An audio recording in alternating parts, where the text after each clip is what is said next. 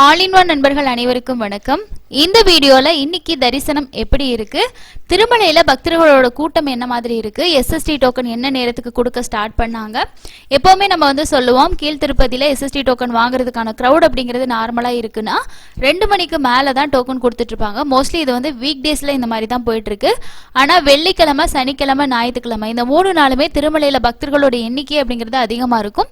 திருமலையில மட்டும்தான் அதிகமா இருக்கான்னு பாத்தீங்கன்னா அப்படி கிடையாது. கீழே திருப்பதியிலையுமே இந்த எஸ்எஸ்டி டோக்கன் கொடுக்குறாங்க இல்லையா, அந்த கவுண்டர்லயுமே கிரௌட் அப்படிங்கிறது அதிகமா இருக்கு. அதனால ரொம்ப அவங்கள வெயிட் பண்ண வைக்க வேணாம் அப்படின்னு சொல்லிட்டு க்ரௌடை பொறுத்து டிடிடி அப்படிங்கிறவங்க எஸ்எஸ்டி டோக்கனை டைமிங் அப்படிங்கிறது ஃபிக்ஸட் இல்லை அப்படின்ற மாதிரி சேஞ்சஸ் பண்றாங்க. ஏன்னா இன்னைக்குமே உங்களுக்கு டோக்கன் பார்த்தீங்கன்னா காலையில் ஒரு 11:10க்கெல்லாம் கொடுக்க ஸ்டார்ட் பண்ணிட்டாங்க. எப்போவுமே 2 மணிக்கு மேலே இருக்கும் அப்படின்னு சொல்லுவோம். ஆனால் இன்னைக்கு வெள்ளிக்கிழமை கூட்டம் அப்படிங்கிறது அதிகமாக இருக்கு அப்படிங்கிறதுனால ஒரு 11:10க்கெல்லாமே டோக்கன் கொடுக்க ஸ்டார்ட் பண்ணிட்டாங்க.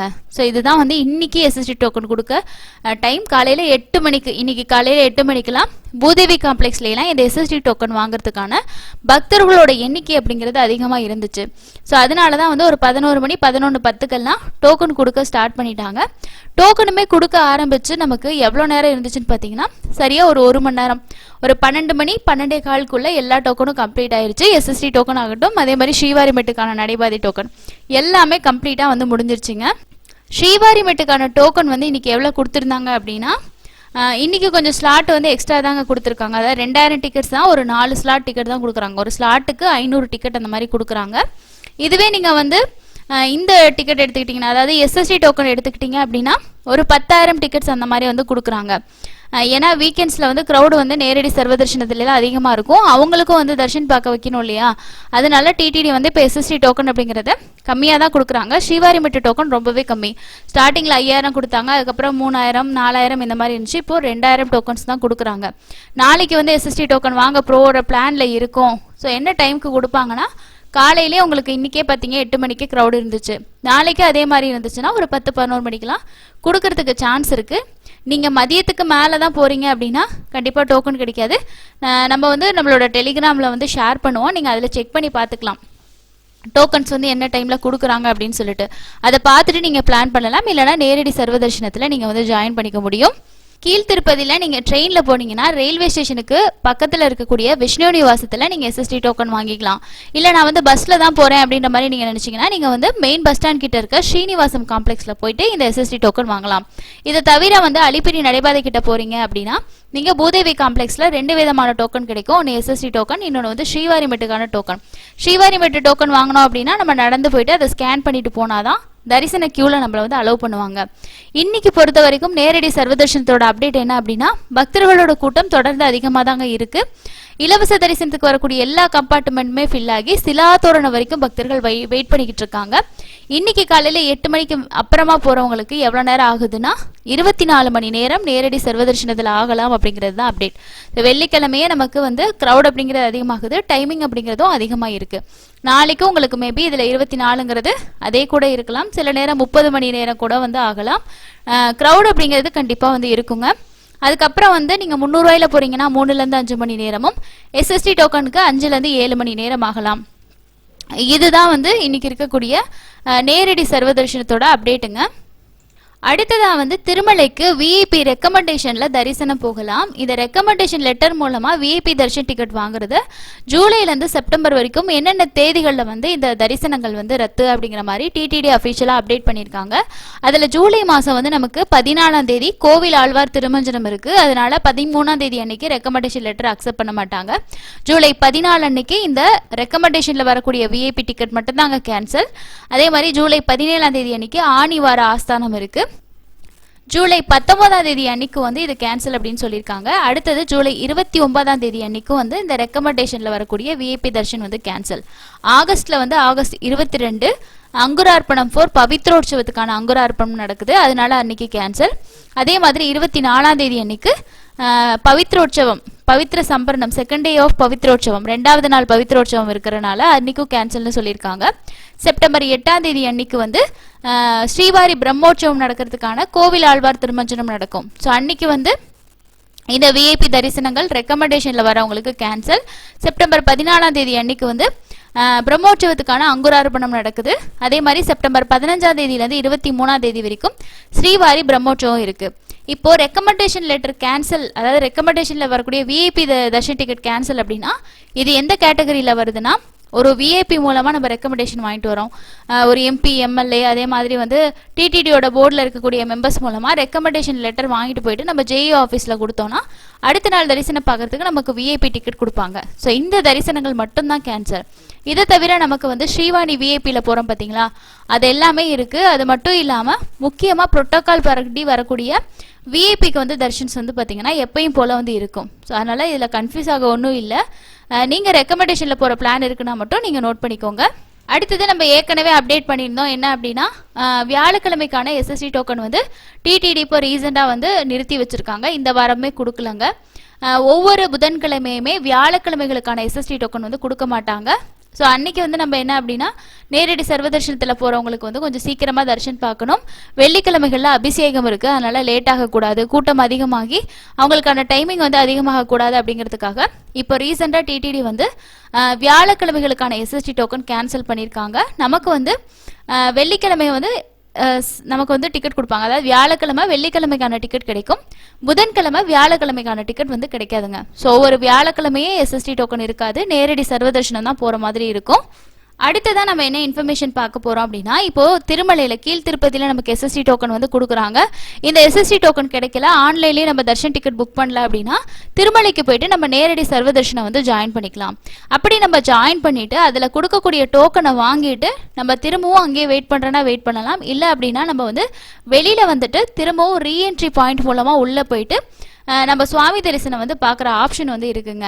அதாவது இந்த மாதிரி நம்ம போனோம் அப்படின்னா கம்பார்ட்மெண்ட்டில் வெயிட் பண்ணும்போது டிக்கெட் வாங்கிட்டும் நம்ம ஒரு 5 மணி நேரம், 6 மணி நேரம், 7 மணி நேரம் இப்படி வெயிட் பண்ணுற மாதிரி இருக்கலாம்.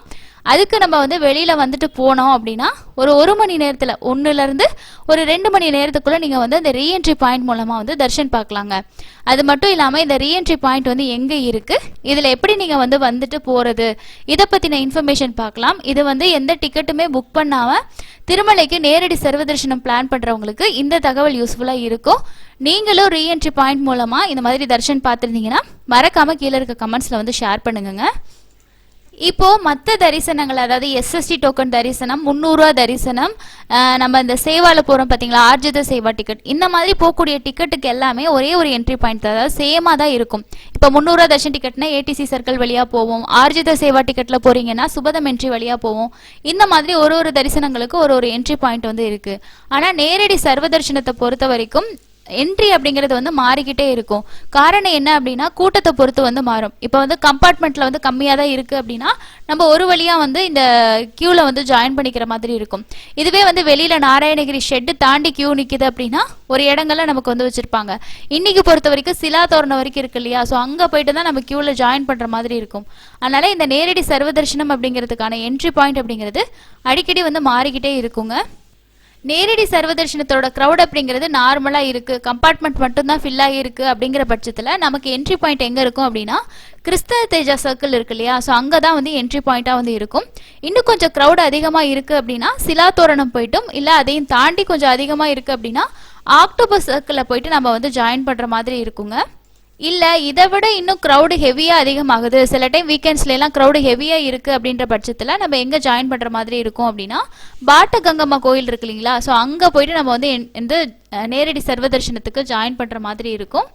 இப்போ ஒவ்வொரு நாளும் மாறுது, க்ரௌடு பொறுத்து வந்து கொஞ்சம் ஆல்ட்ரேஷன் பண்ணுறாங்க. இதை எப்படி தெரிஞ்சுக்கிறது அப்படின்னா ஒவ்வொரு நாளையும் காலையிலேயே வந்து டிடிடி வந்து இதை இன்ஃபார்ம் பண்ணுவாங்க. ஸோ நிறைய ஸ்பீக்கர்லாம் வந்து க்ரௌடு இருக்குது, சில டைம் வந்து என்ன பண்ணுவாங்கன்னா ஈவினிங் 6 மணிக்கு மேலே கூட்டம் அதிகமாக இருக்குன்னா என்ட்ரி பாயிண்ட் வந்து க்ளோஸ் பண்ணிவிட்டு அடுத்த நாள் காலையில் வாங்க அப்படிங்கிற மாதிரி அனௌன்ஸ்மெண்ட் எல்லாம் திருமலையில் கேட்கும், ஸ்பீக்கர்ஸில் வந்து சொல்லுவாங்க. ஸோ அந்த மாதிரி வந்து நமக்கு எங்கே என்ட்ரி பாயிண்ட்டு எப்படி இருக்குது அப்படிங்கிறதையுமே அதில் அனௌன்ஸ் பண்ணுவாங்க. அது மூலமாக நம்ம வந்து தெரிஞ்சுக்கலாம். அடுத்ததாக இப்போ நீங்கள் திருமலைக்கு போயிட்டீங்க, உங்ககிட்ட எந்த டிக்கெட்டுமே இல்லை, இப்போ நேரடி சர்வதர்ஷனம் போகணும், அதோட என்ட்ரி பாயிண்ட் கிட்ட போகணும் அப்படின்னா நீங்கள் ஃப்ரீ பஸ்ஸில் ஏறி போகிறீங்கன்னா அவங்க கிட்ட சொன்னீங்கனாலே அவங்க வந்து இந்த நேரடி சர்வதர்ஷனத்தோட என்ட்ரி எங்கே இருக்கோ அங்கேயே உங்களை வந்து இறக்கி விட்டுருவாங்க.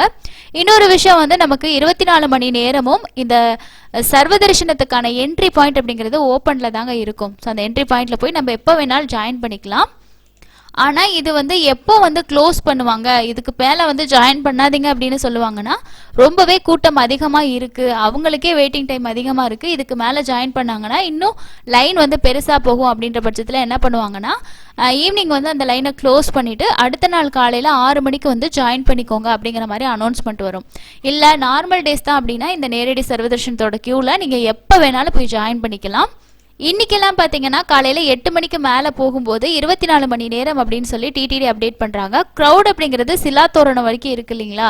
ஸோ இதே க்ரௌடு இன்னும் கொஞ்சம் அதிகமாகுதுன்னா டைமிங் அப்படிங்கிறது மாறும். அப்படி இருக்கும்போது நம்மளால் இவ்வளோ நேரம் கம்பார்ட்மெண்ட்லேயும் இவ்வளோ நேரம் க்யூலேயும் நம்ம வந்து வெயிட் பண்ணுறது அப்படிங்கிறது ஒரு சிரமமான விஷயங்க.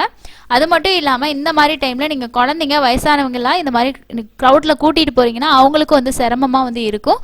அதனால நீங்கள் நேரடி சர்வதர்ஷனம் பிளான் பண்ணுறீங்கன்னா முடிஞ்ச வரைக்கும் வீக் டேஸில் பிளான் பண்ணுறதுக்கு ட்ரை பண்ணிக்கோங்க. எந்த தரிசன டிக்கெட்டுமே இல்லாமல் போகக்கூடிய இந்த நேரடி சர்வ தரிசனத்தில் வந்து ஒரு 2 விதமாக நம்ம வந்து சாமி பார்க்கலாங்க.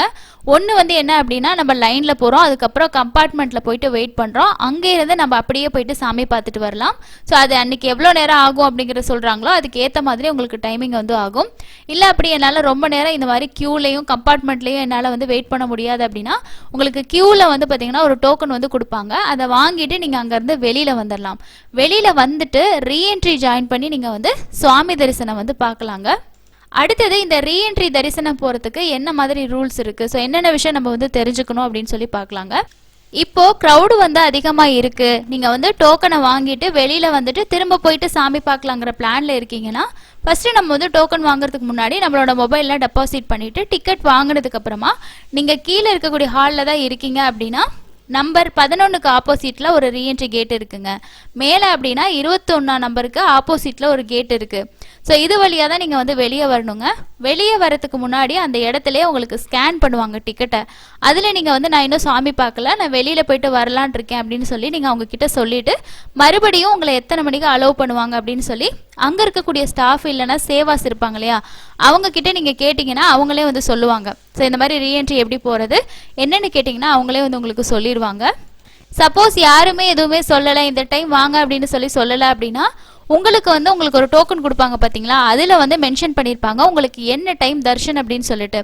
ஸோ அந்த டைமுக்கு 1 மணி நேரத்துக்கு முன்னாடி நீங்கள் ரீஎன்ட்ரி பாயிண்டில் வந்து ஜாயின் வந்து பண்ணிக்கலாங்க தர்ஷன் பார்க்குறதுக்கு.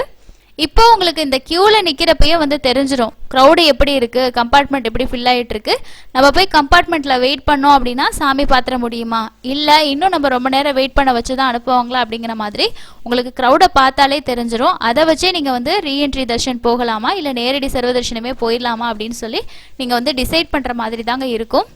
இந்த மாதிரி உங்களோட மொபைலை நீங்கள் டெபாசிட் பண்ணிவிட்டு உங்களுக்கு கொடுக்கக்கூடிய சர்வதர்ஷன் டோக்கனை வாங்கிட்டு நீங்கள் வெளியில் வந்ததுக்கப்புறமா அவங்க கொடுத்துருக்கக்கூடிய அந்த டோக்கனை வந்து கவனமாக வந்து வச்சுக்கோங்க.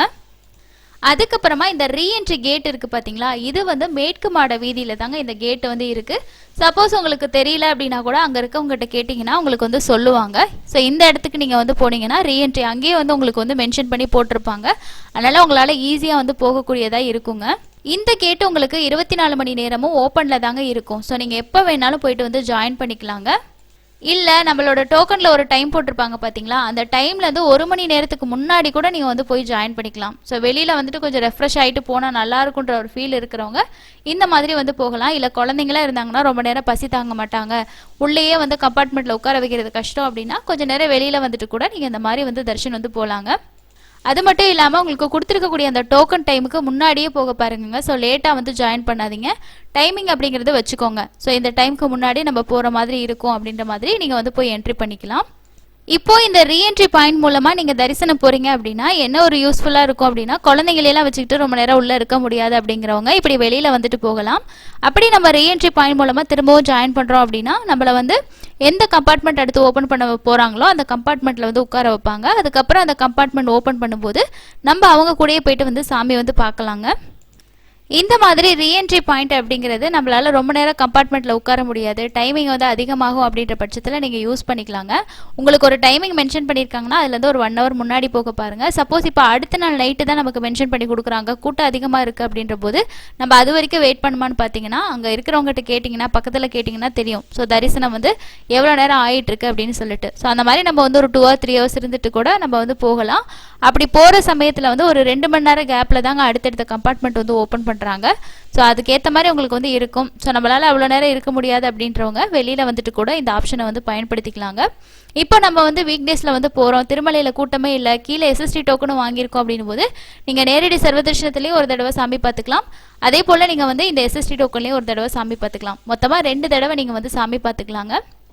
நேரடி சர்வ தரிசனத்துக்கு ஆதார் கார்டு எதுவுமே நமக்கு தேவையில்லை. நம்ம வந்து கியூவில் போய் ஜாயின் பண்ணாலே போதுமானதாக இருக்குங்க. ஸோ இந்த ஆப்ஷனை நீங்களும் வந்து யூஸ் பண்ணிக்கோங்க. இதுதான் இன்றைக்கி இருக்கக்கூடிய முக்கியமான அப்டேட்டுங்க. க்ரௌட் அப்படிங்கிறது நாளைக்கு நாளன்னைக்கு இன்க்ரீஸ் ஆக வாய்ப்பு இருக்குது. ஸோ யாராவது இப்போ ட்ராவல் பண்ணிக்கிட்டு இருக்கீங்கன்னா அதுக்கேற்ற மாதிரி பிளான் பண்ணிக்கோங்க. டிக்கெட் இல்லைனா கண்டிப்பாக நம்ம வெயிட் பண்ணுற மாதிரி தான் இருக்குங்க. அப்டேட்ஸ் எல்லாம் நம்மளோட டெலிகிராம் பேஜில் இன்ஸ்டண்ட்டாக வந்துகிட்டே இருக்கும், செக் பண்ணி பாருங்கள். அடுத்த இன்னொரு யூஸ்ஃபுல்லான வீடியோவில் மீட் பண்ணலாம். தேங்க்யூ.